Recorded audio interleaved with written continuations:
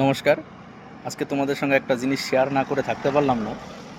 তবে জিনিসটা দেখো, দেখলেই বুঝতে পারবে। হয়তো ২-১ মিনিটের ভিডিও হবে, পুরোটা দেখো, দেখলেই বুঝতে পারবে। আমি এই রোড দিয়ে যাওয়া আসা করি। তবে সব দিন না, সপ্তাহে ১ দিন। তো আমার যেতে, যেতে একটা গাছ চোখে পড়ল। এটা দেখলেই বুঝতে পারবে কিসের গাছ, আর এই সিজনে কেন এই গাছের ফটো তুলছি দেখলেই বুঝতে পারবে। এটা তেঁতুল গাছ। আর এখানকার লোক তেঁতুল খায় না বললেই চলে। তো এইখানে রোডে দেখতেই পাচ্ছ পাকা, পাকা তেঁতুল পড়ে আছে অটোমেটিক। গাড়ি পিষে যাচ্ছে, চাক্কার সাথে লেগে যাচ্ছে, রাস্তায় লেগে আছে তেঁতুলগুলো, পাকা তেঁতুল, সম্পূর্ণ পাকা। এই যে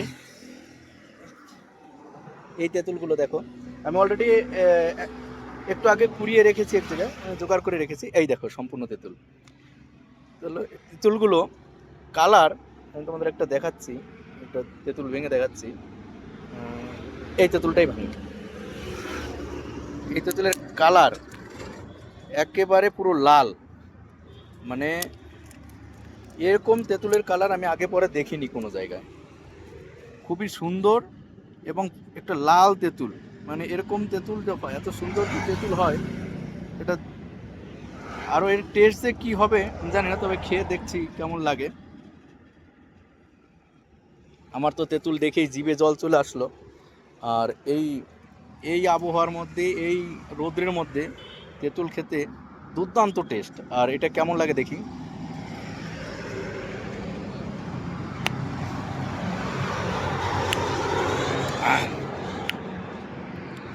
দুর্দান্ত, মানে আমের যে ফিলিংসটা করছি, অটোমেটিক তেঁতুল খেলে যেরকম লাগে ঠিক সেরকমই লাগছে।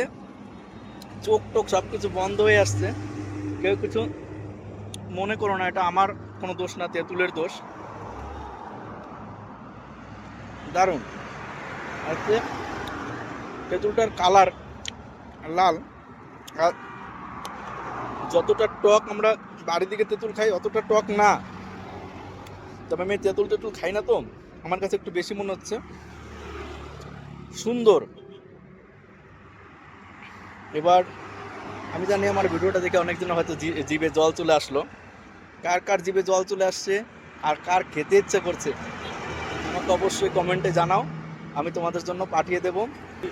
এই কটা রেখেছি, আবার সপ্তাহের মধ্যে ২-১ দিনের মধ্যে আবার আসবো। তখন আমি এই ডিগ্গি, গাড়ির ডিগ্গি ফুল করে নিয়ে যাব। যার যার প্রয়োজন বলবে আমাকে, আমি দিয়ে আসবো।